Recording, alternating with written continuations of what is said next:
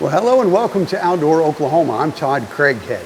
The Byron State Fish Hatchery is busy setting up more than 7 million walleye eggs that will hatch and be grown out and released in lakes all across the state. Probably most anglers realize the ODWC has several hatcheries that do similar work, but few people know the interesting backstory. For decades, we have made valuable partnerships with other states and trade different fish species every year. For instance, these walleye eggs came from Nebraska just this week and were traded for hybrid striped bass eggs produced in another one of our hatcheries. So the next time you catch a walleye here in Oklahoma, it's likely it came from Nebraska.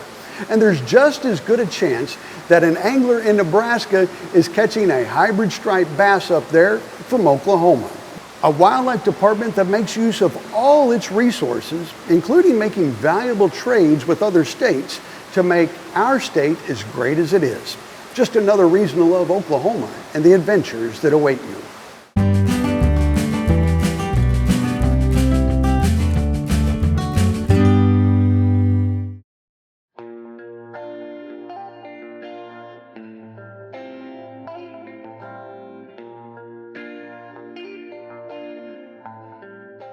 Hi, I'm Mike Donahue. We're here in Broken Arrow, Oklahoma, and this is my studio and the place where I work every day and try to create some good art. If you want to come this way, we'll get there and take you upstairs. 2009, I kind of retired, but I'll say quit what I was doing after 33 years. And you know, it's something I've always been interested in, but not taken anything serious. My dad's grandfather had raised cattle and grew wheat in north central Oklahoma in Grant County. And he was actually a real live cowboy in his younger days. So I was exposed to horses and cattle through him, but at the same time on my mother's father, who painted, I got exposed to the art and the Western art. But then Dad liked to hunt, so that got me involved in the outdoors and hunting for quail and deer and things like that. So you get exposed to the outdoors as well and the wildlife. And I think it was just kind of a natural evolution of sorts that kind of drew it to me. Last year, I entered both the Oklahoma duck stamp competition as well as the Iowa DU competition, and was selected as the winner for the Iowa stamp. That was I did a wood duck drake, which I thought was a little ambitious at the time, but it turned out to be a good subject and designed out very well. So I was very grateful for that as well. Very surprised that I won that. I got the news on that first, and then shortly thereafter, probably 3 or 4 weeks, I got the call about the winning the Oklahoma duck stamp.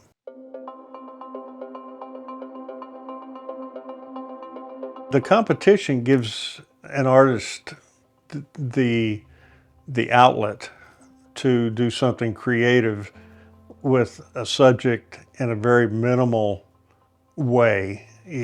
When you consider the size and the challenge to do something that will be reproduced at the size the stamp is, it's very challenging to come up with a design or some kind of composition that will hold up well at that reduced size. But at the same time, you have to go out in the field.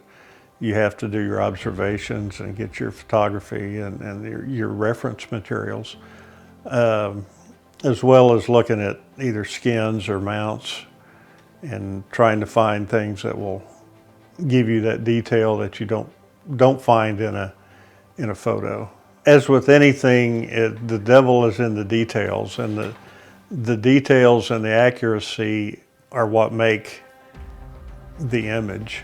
You do have to accept what is and what isn't popular or being accepted, and consider all those things. There's an emotional aspect to art that I feel when I'm doing it, and at some point the viewer has an emotional contact with that, whether it's the same thing I felt or not, or think about when I see it, I don't know, but hopefully it does convey some sort of reaction. I think the most beneficial thing someone could tell another person if they want to do art, whether it's music or painting or whatever, is just do it and get immersed in it as much as you can, learn as much as you can, study as much as you can. If you're doing subjects, whether it's rocks and trees or animals, wildlife, know your subject. If somebody sees my art, I hope they will look at it and see that it's done right, that they can look and say, he got it right. He knows that bird, he knows that attitude, he knows what's going on with that time, that place, that moment.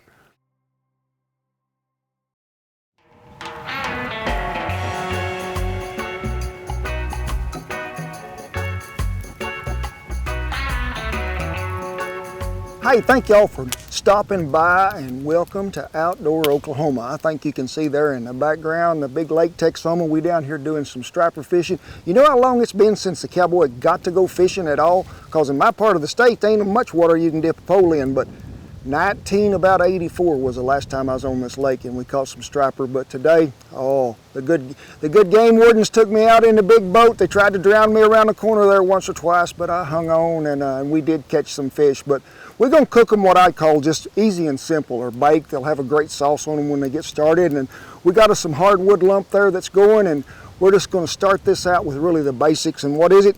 Hey, you gotta have something for them fillets to lay on when you get them in here in that Dutch oven, because we don't want them to just sit right there on hot iron. So we're talking about what? I'm talking about lemon. And you want to cut them to where they're about that thick. That way we've got something that we can place in here and things are going to sort of try to stay level on occasion. We just need to cover that oven pretty well. Try not to leave too many vacant spots in it to where somebody don't fall apart. And you could use lemon, you could use onion, anything as a buffer to set there in the bottom of that Dutch oven.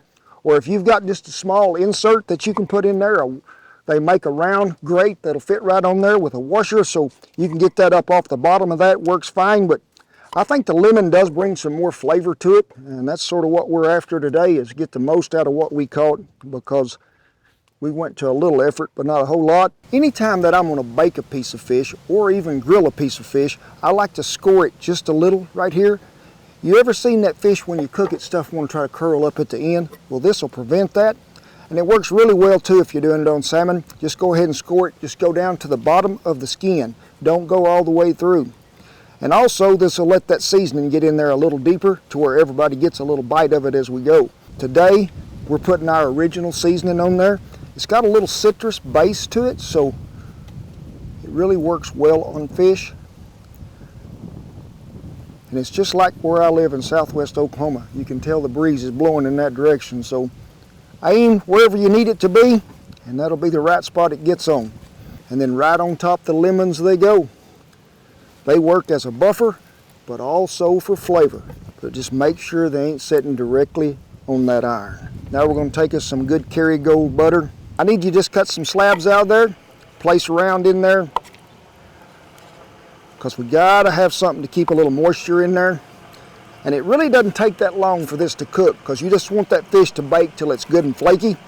Make sure you get butter on everybody that's participating in there. And then we're going to take this lemon and slice it as thin as we can. And we're just going to lay some right on top of that butter. And it's going to make a little bit of sweetness that comes out there at the end. So make sure everybody gets one. Then we're going to top it off with a little rosemary and some fresh dill weed. And then we're going to take it to the fire.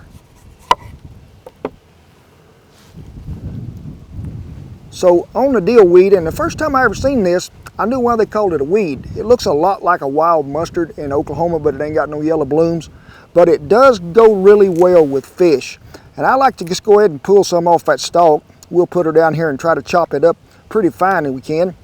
And however you like it, if you like a bunch of it, you put a bunch over there. But to me, it gets a little overpowering if you put too much. So we're just sort of going to keep it light here and hope everybody gets a little on them for the wind.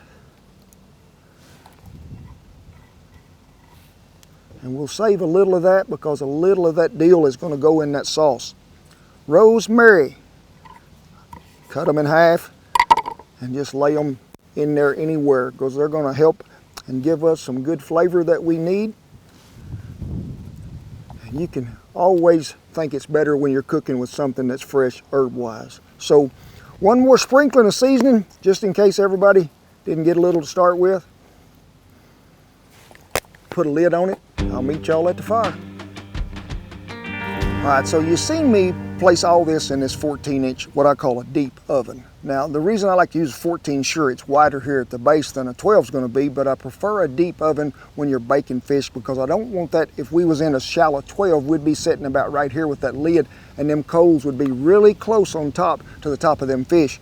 We want that to just cook really lightly on top. Most of the heat's going to come from the bottom, so let's get after it. We got a trivet over here we're going to set in, and people ask, a trivet? I say, yeah.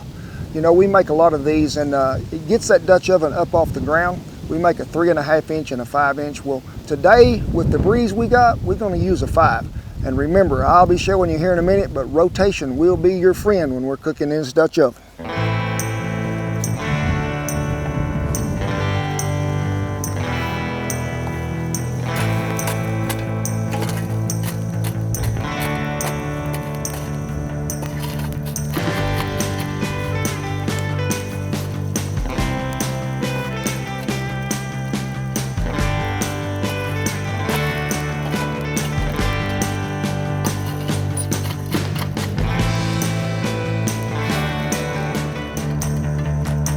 All right, when you're cooking something in a Dutch oven, the common mistake that people make the most is way too much heat.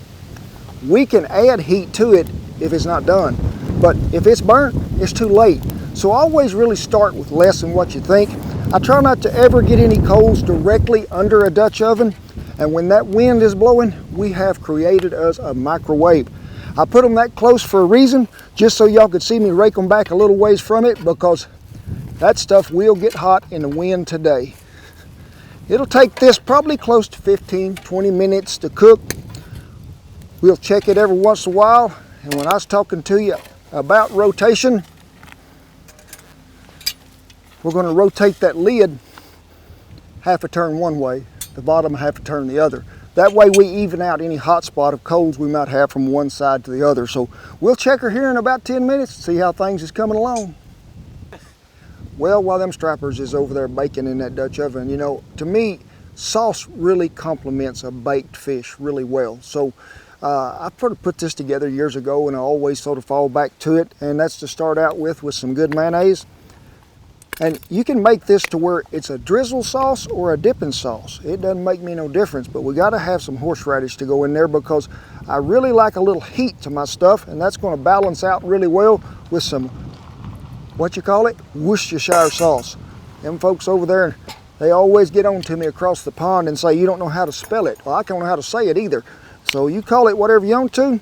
Now with all that lemon and stuff we got in there, we want to counteract a little bit of that with some sweetness. So right there at the end, we're going to add some honey.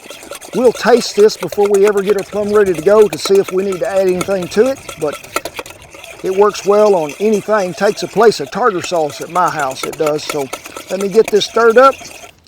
We'll give it a taste and see if we're close or not. We are close. So in that, we're going to add just a tad of seasoning.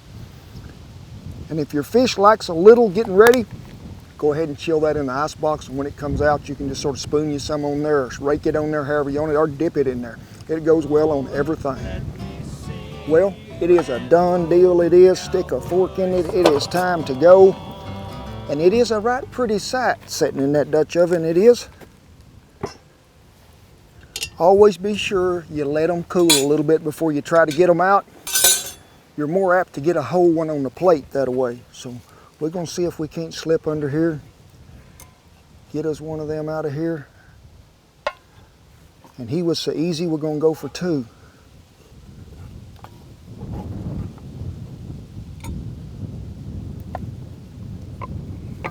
Now, the stuff that I really like, because it goes on everything really well. I don't want you to be overpowering, but I want you to have some of it on you.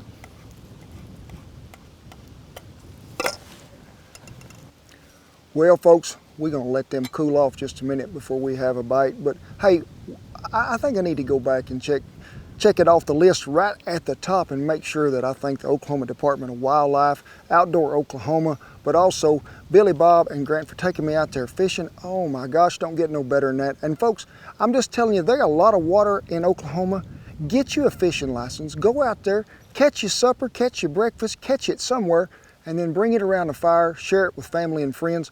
An outdoor experience like that you can't beat. It's like a Christmas present deluxe, it is. But we caught them, we cleaned them, and we gonna eat them. There's so much flavor that comes out of that first bite. You get that rosemary right off the top and some of that little bit of dill weed, but that striper is so white, so flaky, you can see it there. I mean, this is a great fish to bake, folks. It ain't just made for frying. But when you drizzle that sauce over the top, that good original seasoning we have on there, this is 5-star dining, and we didn't have to kick the Michelin tires or nothing. Well, we thought we were being smart this morning and trying to take some back roads to get over to this southwest corner of the area. It's supposed to be pretty hot, but we kind of got a little bit lost. But there's dove flying. We hear a lot of shooting going on to the west of us. We've got a group of guys just here to the north, and plowed field. We've seen a few birds coming off of it, so maybe if we get up here a little ways and get in position away from these vehicles, we could do some good. Good one. I'm gonna go get him. Good shot that. My first shot of the season, I think I missed, and I think he nailed it. I feel great about it. We've seen at least a couple dozen groups fly back and forth here. I think once we get settled down and concealed, and we'll do good. Spread out so we're in, safe distance from one another. I think I'll set up right at the head of this curve in those bushes there. Oh, Yeah, I'm gonna move on down a little bit further. You're going in right there. yeah, I was gonna. Oh, look at that!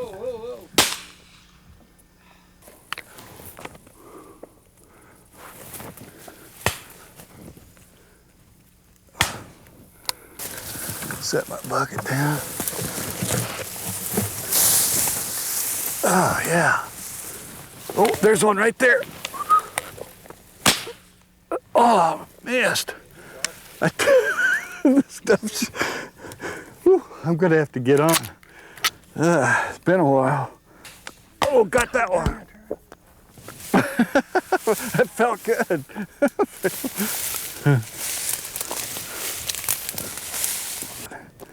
Oh man, this is great. My first dove as a renewed Oklahoma resident. Pretty neat, but exciting wing targets. Took me about 3 shots to finally get onto it there. This is probably my fault. I should have done a little practicing before I came out here, but well, it's a good start. Only 14 more to go. I can see why you need to bring a lot of shells.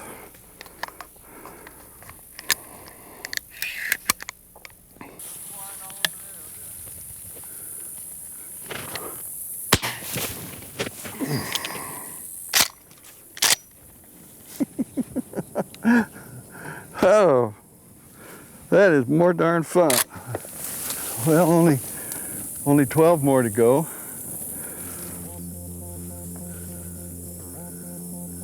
too far.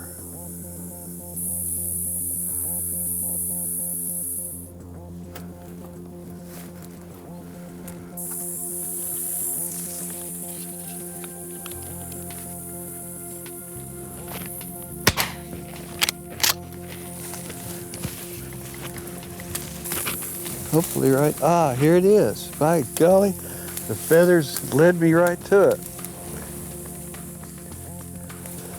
See, little teeny feathers like that.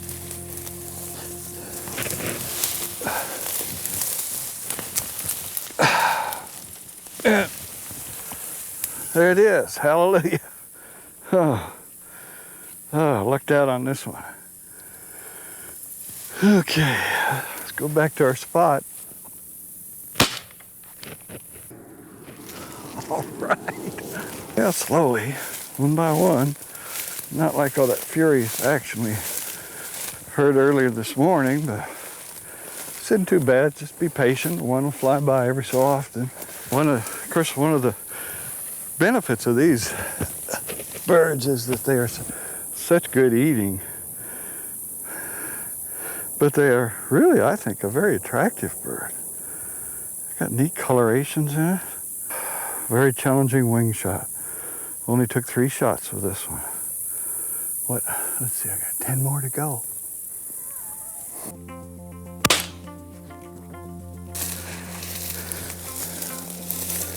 Yeah. Good one. Good shape. Another good eater. Well, that's about average. 4 or 5 shots for every one dove.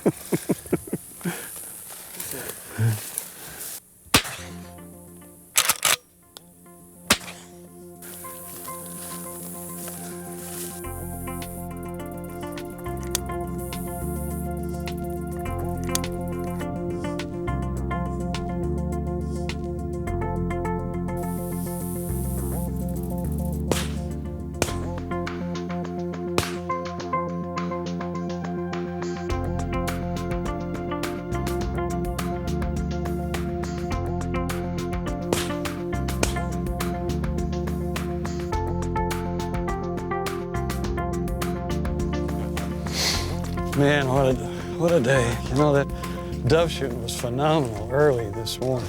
Yeah, it was great. Well, we hope today's stories remind you that Oklahoma is a perfect place to explore. So no matter how you choose to enjoy our state's incredible natural world, remember, your adventure starts with Outdoor Oklahoma. Okay. That works. I think so. Okay. So what does the actual dye do again? When you put the dye in? Outdoor Oklahoma is produced by the Oklahoma Department of Wildlife Conservation and is proud to serve and be funded entirely by sportsmen and women and outdoor enthusiasts who love and appreciate all things wild in the great state of Oklahoma. Just a visual indicator, and the peroxide is to do what? So that's to kill any kind of